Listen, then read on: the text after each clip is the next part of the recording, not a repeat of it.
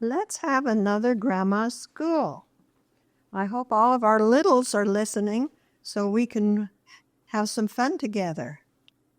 Today, let's learn first about some numbers. We'll learn 2 numbers today. I'm going to send you a paper that someone can print out about zeros.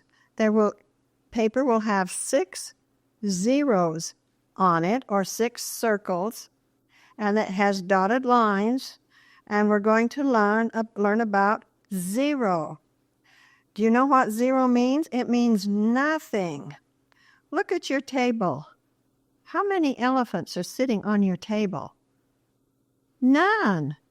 There are 0 elephants on your table. Now feel on top of your head. How many trees are growing on your head? That's right, none. There are 0 trees on your head. We know now that 0 means nothing. And this is the way we make zeros. You start at the top of the zeros on the paper where the X is, and start going around to the left where the little arrow shows you to go, and carefully go all the way around the 0 back up to the top of the X. Then do that with all the other 5 zeros on the paper. Now, after you do that, we can do some more fun things with our 0. We can make a 1. A straight line 1 is lots of fun. So you can, let's do your first 0 without a line under it. Just pretend that that's a cookie. Maybe you can do 2 cookies that look like when Mama brings the cookies out of the oven on the cookie sheet.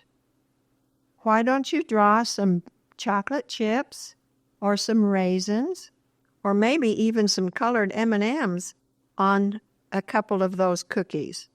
That was fun. Now let's do a straight line 1 is a lot of fun. Start at the bottom of your next circle and just draw straight down a little ways. Don't hit the other circles below that.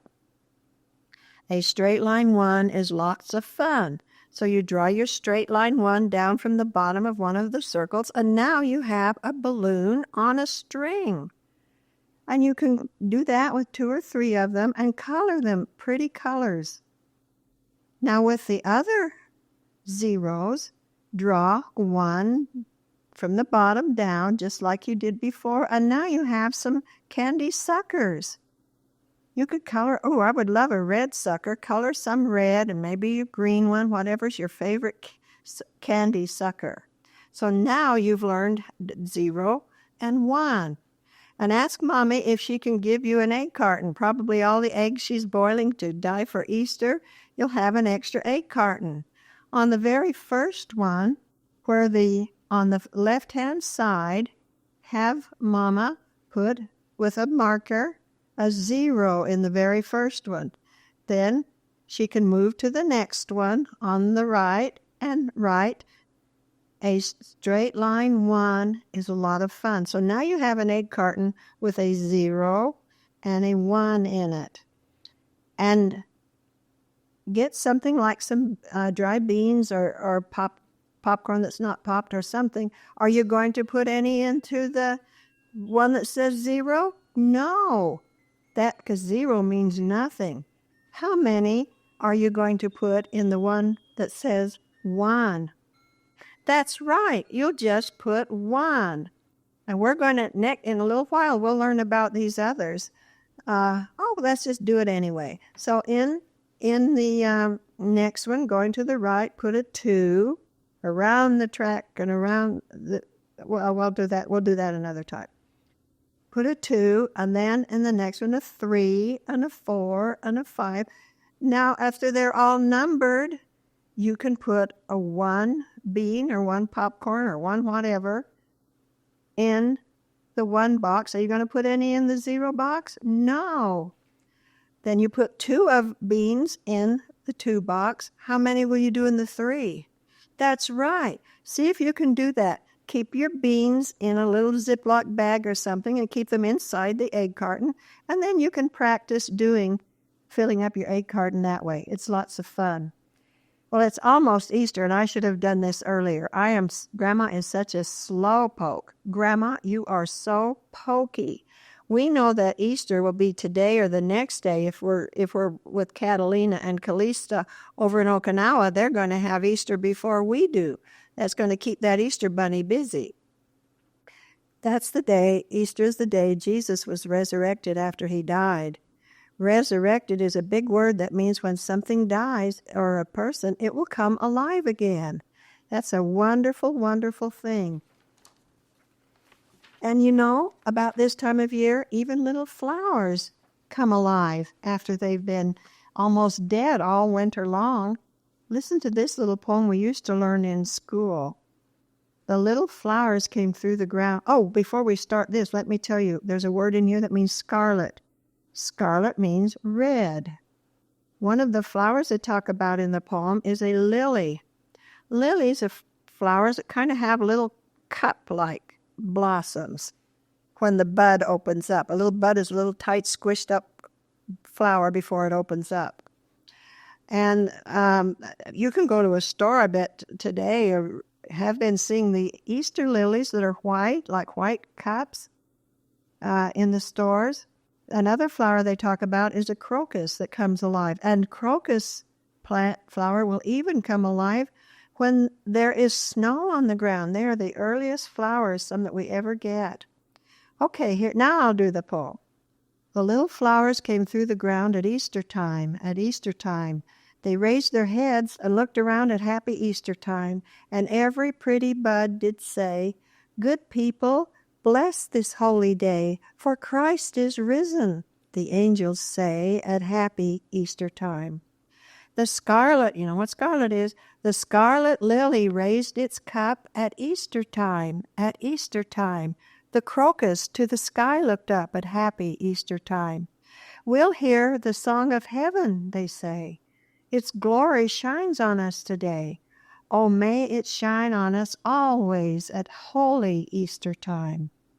'Twas long and long and long ago, that Easter time, but still the little scarlet lilies blow at happy Easter time.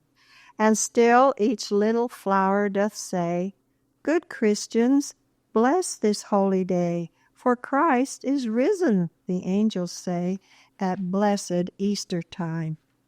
That's a nice little poem about the flowers also being resurrected this time of year. Another part of Easter is the fun part when we color Easter eggs and hide them. I'm going to send you a paper with Easter eggs on it. The Easter bunny comes and gives us candy, and I'm sending some pictures of some bunnies also. When I was a little girl, we couldn't buy Easter egg dye very much, so we would cut up crepe paper. You probably don't even know what that is. Of different colors, and put some pieces in a cup or a bowl of really hot water. Then the color from the paper would make the water red or green or blue or whatever color crepe paper we had. Then we would put some vinegar into the colored water so that the color would work better on the white eggs. Then we would get a spoon and dip them in, and sometimes our fingers would turn red or green or yellow, and the vinegar in the water would make us smell like pickles. That's funny, isn't it? We learned about the lilies and the crocus in the little poem, but another flower that comes alive around Easter time is the daffodil. I just love daffodils. Have someone find some online. Find the picture of a daffodil. They're pretty yellow flowers that look like they have a little yellow bonnet or a little yellow cup around their faces. We used to sing this song a lot when our children are your age. Now you can sing it too. Daffodils standing all straight in a row, bright yellow bonnets, just see how they grow. Pretty green dresses they're wearing, and oh, when the wind blows, their green petticoats show. Their green dresses and petticoats are the green leaves, aren't they? You know, the wind is really blowing hard in Idaho today. It makes the vent up in the bathroom ceiling just go clackety, clackety, clack. I wonder if that does that in your house. Have you ever seen the wind? No, but we can tell when the wind is blowing, can't we? We can hear it in my bathroom. We can feel it, and we can see what it does to other things. Here's one poem about wind by a woman named Christina Rossetti. She lived quite a while ago. Who has seen the wind is the name of the poem. Who has seen the wind? Neither I nor you, but when the leaves hang trembling, the wind is passing through. Who has seen the wind? Neither you nor I, but when the trees bow down their heads, the wind is passing by. We talked earlier about Easter bunnies. I just love little bunnies, don't you? We used to have some of them. Sometimes they're black, or sometimes they're spotted. I've seen brown ones, but a lot of them are white with their red eyes and their pink nose. I love their long ears and how they wiggle their noses and their cute little fluffy tails. And bunnies don't walk like we do. They hop. I wonder if one of you grandchildren is a bunny. Maybe you are a bunny. Let's find out. If you can answer these questions yes, you might be a bunny. Here's the first one. Can you hop? Show me. Maybe you are a bunny. Can you wiggle your nose? Do it. Let's see. Yes, you can. Maybe you are a bunny. Can you nibble a carrot? Sure you can. Maybe you are a bunny. Can you make two poppy eyes? Show me. Bigger, bigger, make them pop. Bunnies have really poppy eyes. I think you maybe are a bunny. Do you have two ears? Yes, you do. I'm almost sure you're a bunny. Do you have a fluffy tail? No. You are not a bunny.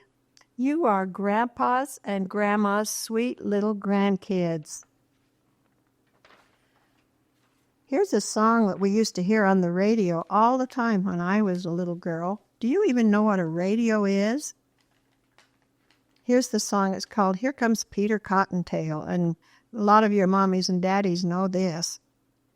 Here comes Peter Cottontail, hopping down the bunny trail. Hippity-hoppity, Easter's on its way, bringing all the girls and boys baskets full of Easter joys, telling the world that Easter's on its way. There'll be jelly beans for Tommy, colored eggs for Sister Sue, and an orchid for your mommy, and an Easter bonnet too. Oh, here comes Peter Cottontail, hopping down the bunny trail. Hippity-hoppity, happy Easter day. Isn't that fun? You know, we don't do Easter like we used to. When I was a little girl, the women would get fancy hats to wear for Easter, and they wear pretty little thin white lacy gloves on their hands. And many times the daddies would buy their mama a really pretty flower to wear on her dress, like an orchid flower. So they would have Easter bonnets and orchids and get new clothes. We don't do that so much anymore. But we hope that you have a wonderful, wonderful Easter. And you've learned so many things, so be sure you get the Easter eggs to color on the online, and the Easter bunnies, and do your zeros, and do your ones, and the zeros and your ones, and get the beans ready and practice counting those beans in your Easter or your egg carton. We hope you have a wonderful, wonderful Easter. I wonder where that Easter bunny is going to hide Grandpa's and Grandma's eggs this year. Have a wonderful time. Bye-bye.